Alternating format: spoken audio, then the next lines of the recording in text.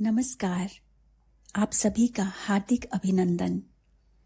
आइए ब्रह्म पुराण के अगले अध्याय का पाठन आरंभ करते हैं। भगवान पुरुषोत्तम की पूजा और दर्शन का फल, इंद्रद्युम्न सरोवर के सेवन की विधि एवं महिमा का वर्णन तथा ज्येष्ठ की पूर्णिमा को दर्शन का महात्म्य। ब्रह्मा जी कहते हैं, उपयुक्त प्रकार से भक्ति पूर्वक भगवान पुरुषोत्तम की पूजा करके उनके चरणों में मस्तक झुकाएं। इसके बाद समुद्र से प्रार्थना करें, सरिताओं के स्वामी तीर्थराज, आप संपूर्ण भूतों के प्राण और योनि हैं, आपको नमस्कार है। अच्युत प्रिय, मेरी रक्षा कीजिए। इस प्रकार उत्तम क्षेत्र समुद्र में स्नान करके तथा तट पर अविनाशी नारायण की विधि पूर्वक पूजा करके बलराम, श्री कृष्ण और सुभद्रा को प्रणाम करें। ऐसा करने वाला पुरुष सब पापों से मुक्त हो सब प्रकार के दुखों से छुटकारा पा जाता है और अंत में सूर्य के समान तेजस्वी विमान पर, जहाँ दिव्य गंधर्वों की संगीत ध्वनि होती रहती है, बैठकर अपनी 21 पीढ़ियों का उद्धार करके श्री विष्णु के लोक में जाता है। ग्रहण, संक्रांति, ऐनारंभ, विषुवयोग, युगादि तिथियां, व्यतिपात तिथि, क्षय, आषाढ़, कार्तिक तथा माघ की पूर्णिमा और अन्य शुभ तिथियों में जो वहां ब्राह्मणों को दान देते हैं, वे अन्य तीर्थों की अपेक्षा 1000 गुना फल पाते हैं। जो लोग वहां विधि पूर्वक पितरों को पिंड दान करते हैं, उनके पितृ अक्षय तृप्ति लाभ करते हैं। इस प्रकार मैंने समुद्र में स्नान करने का उत्तम फल बताया। यह सब पापों को दूर करने वाला, पवित्र तथा इच्छानुसार सब फलों का दाता है। यह पुराण रहस्य नास्तिक को नहीं बतलाना चाहिए। भूतल में जितने तीर्थ, नदियां और सरोवर हैं, वे सब समुद्र में प्रवेश करते हैं, इसलिए वह सबसे श्रेष्ठ है। सरिताओं का स्वामी समुद्र समस्त तीर्थों का राजा है। वह सब तीर्थों में श्रेष्ठ और समस्त इच्छित पदार्थ को देने वाला है। जैसे सूर्योदय होने पर अंधकार का नाश हो जाता है, उसी प्रकार तीर्थराज समुद्र में स्नान करने पर सब पापों का क्षय हो जाता है। जहाँ साक्षात भगवान नारायण का निवास स्थान है, उस तीर्थराज समुद्र के गुणों का वर्णन कौन कर सकता है। जहाँ 99 करोड़ तीर्थ रहते हैं, उसकी श्रेष्ठता के विषय में क्या कहा जा सकता है। इसलिए वहाँ स्नान, दान, होम, जप और देव पूजन आदि जो कुछ भी कर्म किया जाता है, वह अक्षय होता है। वहां से सब तीर्थ में जाए। जो अश्वमेध यज्ञ के अंग से उत्पन्न हुआ है, उसका नाम है इंद्रद्युम्न सरोवर। वह पवित्र एवं शुभ तीर्थ है। बुद्धिमान पुरुष वहां जाकर पवित्र भाव से आचमन करे और मन ही मन श्री हरि का ध्यान करके जल में उतरे। उस समय इस मंत्र का उच्चारण करे। अश्वमेधांग संभूत तीर्थ सर्वांग नाशन, स्नानम तव्ये करोम्यथ पापम हर नमोस्तुते। अश्वमेध यज्ञ के अंग से प्रकट हुए तथा संपूर्ण पापों के विनाशक तीर्थ, आज मैं तुम्हारे जल में स्नान करता हूँ, मेरे पाप हर लो, तुमको नमस्कार है।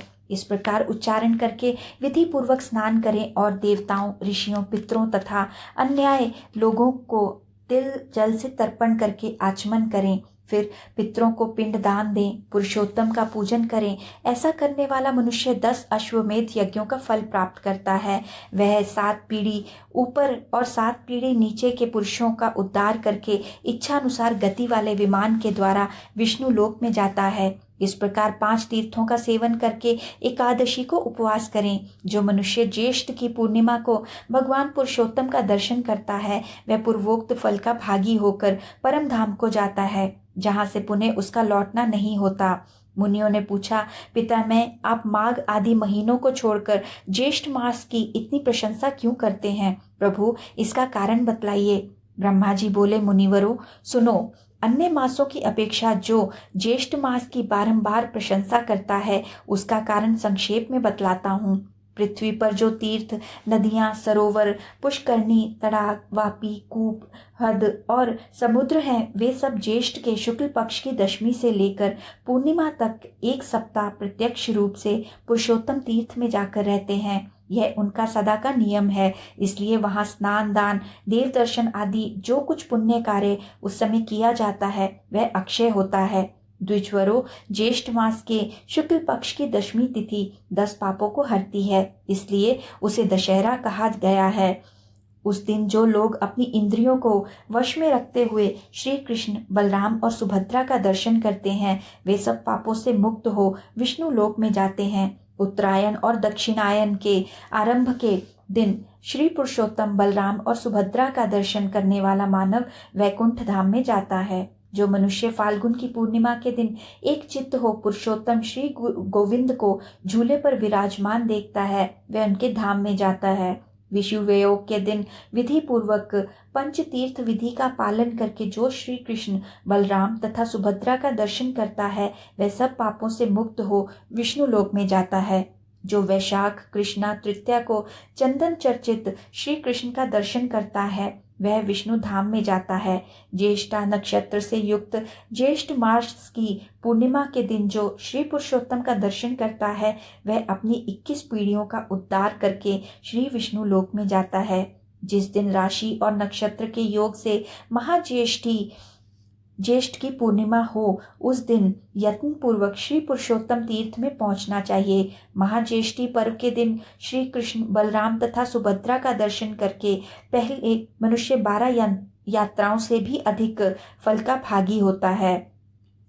प्रयाग, कुरुक्षेत्र, नैमिषारण्य, पुष्कर, गया, हरिद्वार, कुशाव्रत, गंगा सागर संगम, महानदी, वैतरणी तथा अन्य जितने तीर्थ हैं, अथवा अधिक कहने की क्या आवश्यकता है। पृथ्वी तल के सब तीर्थ, सब मंदिर, सब समुद्र, सब पर्वत, सब नदी और सब सरोवर में ग्रहण के समय स्नान दान से जो फल होता है, वही महाज्येष्ठी को श्री कृष्ण का दर्शन करने मात्र से मनुष्य पा लेता है। अतः महाज्येष्ठी को सर्वथा प्रयत्न करके पुरुषोत्तम तीर्थ की यात्रा करनी चाहिए। सुभद्रा के साथ श्री कृष्ण और बलराम का दर्शन करने वाला मनुष्य अपने समस्त कुल का उद्धार करके भगवान विष्णु के धाम में जाता है।